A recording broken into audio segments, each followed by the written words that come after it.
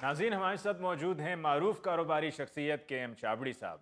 अस्सलाम वालेकुम छाबड़ी साहब, क्या हाल है कारोबार का? वालेकुम सलाम। अपना अली मुमताज साहब उधर बैठे। ओए आओ बैठे नहीं यार, जिगर जानते हैं हम, ऐसी बात नहीं है। मगर बात ही ऐसी उन्होंने कर दी है, सवाल ऐसा पूछ लिया कि मुंह लुकाना पड़ गया है। कारोबार की कहानी क्या बताएं आपको।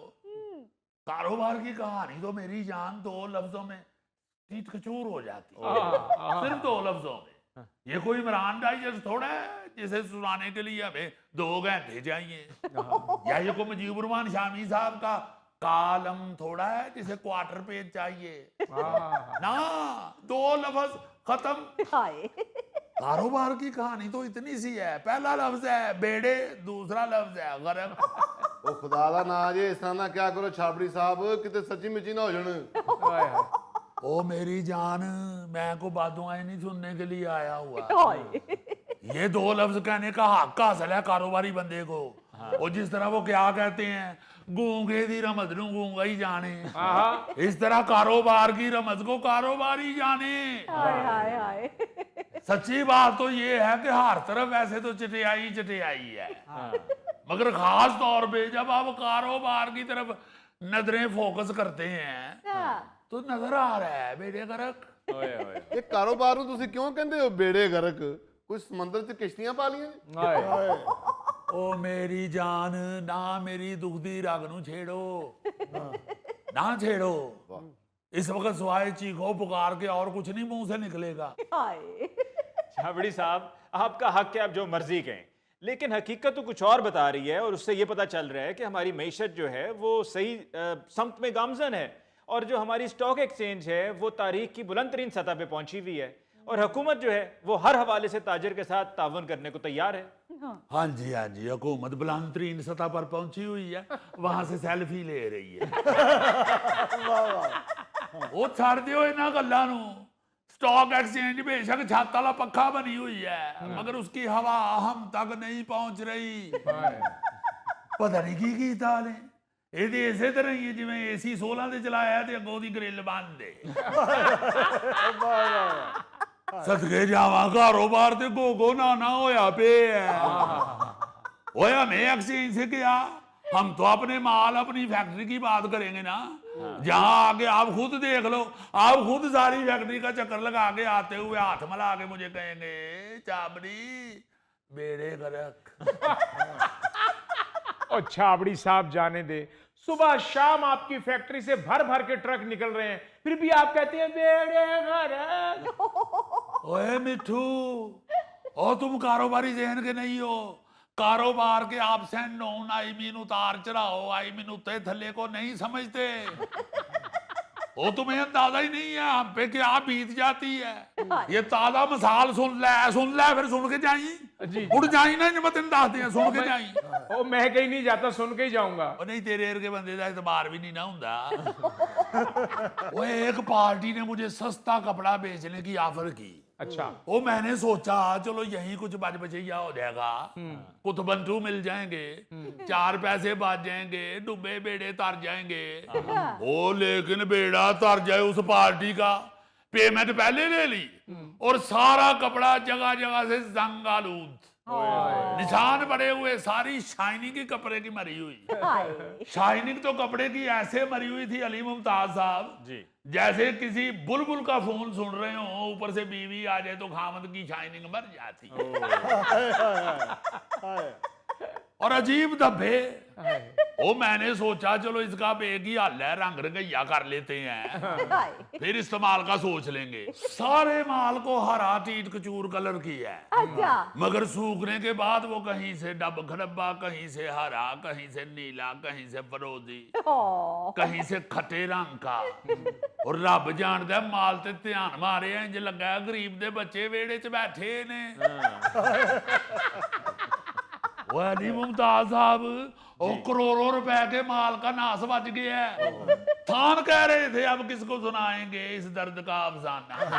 छाबड़ी साहब फिक्र ना करें, ऐसे दिन आएंगे जब थान में से आवाज आएगी ਵੇ ਮੈਂ ਦਿਲ ਤੇਰੇ ਕਦਮਾਂ 'ਚ ਰੱਖਿਆ ਤੂੰ ਪੈਰ ਤੇ ਪਾ ਤੇ ਸਹੀ। ਉਹ ਕਿੱਥੋਂ ਮੇਰੀ ਜਾਨ, ਉਹ ਦਿਨ ਹੁਣ ਗੋਗੋ ਨਾਨਾ ਹੋ ਗਏ ਨੇ, ਉਹ दिन किथे आने जे हुन, लाखों का नुकसान हो गया। आप बताएं जरा, आप खुद बताएं, वो किसकी मदर को आंटी कहें?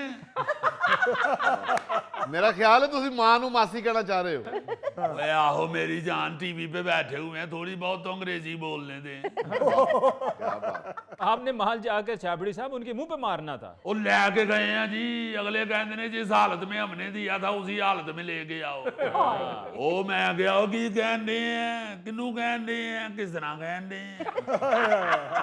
ओए असी ते किन्ने महीने ललारी बने रहे हैं।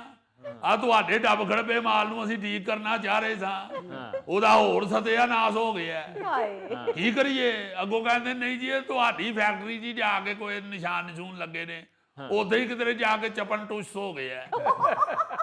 तो छाबड़ी साहब आपने उनको एडवांस क्यों दिया था? और यहीं से तो हम फैक्ट्री वाले मार खाते हैं। जहां से काम माल लो वो कहते हैं पेमेंट पहले थे रखो, बाद में माल को हाथ लगाना। ओहो, ਉਹਨਾਂ ਤੁਹਾਡਾ ਵਿਹਾਰ ਵੇਖ ਰਿਹਾ ਹੋਣਾ ਨਾ। ओ मेरी जान, मसला व्यवहार का नहीं है, हमारी मार्केट का साइकिल ही ऐसे चलता है। ये साइकिल दे भावें कुत्ते फेल हो जाने, नहीं चलना जे। नहीं देते ऐसे माल। अगले कहते ओ भाई माल नू हाथ बात चलावी, पहले इत्थे पैसे रख, साडे सामने बह के गिनत गनैया कर, पूरे कर, फिर माल चुकी। और जहां पे माल देते हैं, जहां हमारी सप्लाई जाती है, वो एक पेमेंट नीचे रखते हैं। नई सप्लाई भेजते हैं तो पिछली पेमेंट क्लियर होती है। अभी भी करोड़ों रुपये रब जानता है, करोड़ों रुपये मार्केट से लेने हैं, अगले नहीं देते। वो जो जाने लैन आते कहते वो थोड़ा छड्ड गए हो। ਉਹ ਛਾਬੜੀ ਸਾਹਿਬ ਤੁਸੀਂ ਮਾਲ ਬੰਦ ਕਰ ਦਿਓ, ਆਪ ਹੀ ਦੇਣਗੇ ਤੁਹਾਨੂੰ ਪੈਸੇ। ए देखो ना जरा, ए केरे कारोबारी मशवरे देन दे जे। ओ मेरी जान, तू ज्यादा से ज्यादा सिर्फ मेले च समानी भगूड़ा चला सकना है, तेनू नहीं पता फैक्ट्री किवें चलदी है। जदों अगले नू कहिए ना असीं नहीं माल देना, वो कहंदे ने चल किरकी हो, तेरे नालों वड्डियां वड्डियां पार्टियां साडे तरले लैंदियां ने, तू है की है सादी इडियोटा। चुक माल अपना, असीं नहीं देना पैसे। उथे मेरी जान बड़ा फसफसिया हो जाता है। ये गोगा जी तुहानू सिर्फ पूड़ियां कड्ढण वाले कारोबार दा ही पता है, अगो माल ना दईए पिछले पैसे डूब जाते ने। लो कैसे डूब जाते हैं? ऐसे डूब जाते हैं। कम वो की करन दे आ, डूब जाते ने। पैसे किहड़े नाल ट्यूब लैके जाते ने, अगले बड़े डाढे हुंदे ने। ये लैण वाला ही मस्कीन हुंदा जे, देण वाला तो जालम होया हुंदा है, ओने ते हत्थ ही तलवार फड़ी हुंदी है। छाबड़ी साहब उस कपड़े का क्या किया, फेंक दिया या पड़ा हुआ है? ओए मिस्टर स्टीमर, तुम जिस नीयत से पूछ रहे हो ना कि उसमें से तुम्हारा सूट सिल जाएगा, वो भूल जाओ, ये नहीं होना।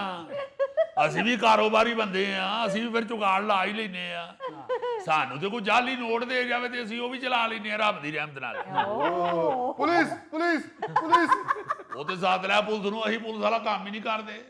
ਸਾਨੂੰ ਤੇ ਕੋਈ ਜਾਲੀ ਨੋਟ ਥਮਾ ਜਾਵੇ ਨਾ, ਬੈਂਕ ਵਾਲੇ ਨਾ ਲੈਣ, ਅਸੀਂ ਕਿਸੇ ਵਿਆਹ ਤੇ ਜਾ ਕੇ ਸਲਾਮੀ ਦੇ ਤੌਰ ਤੇ ਫੜਾ ਦਿੰਦੇ। ਉਸ ਲਈ ਕਿਹੜਾ ਉਹਨੇ ਮਸ਼ੀਨ ਰੱਖੀ ਹੁੰਦੀ ਹੈ ਨੋਟ ਚੈੱਕ ਕਰਨ ਵਾਲੀ, ਉਹ ਫੜ ਕੇ ਥੈਂਕ ਯੂ ਅੰਕਲ ਕਹਿ ਕੇ ਜੇਬ 'ਚ ਪਾ ਲੈਂਦਾ।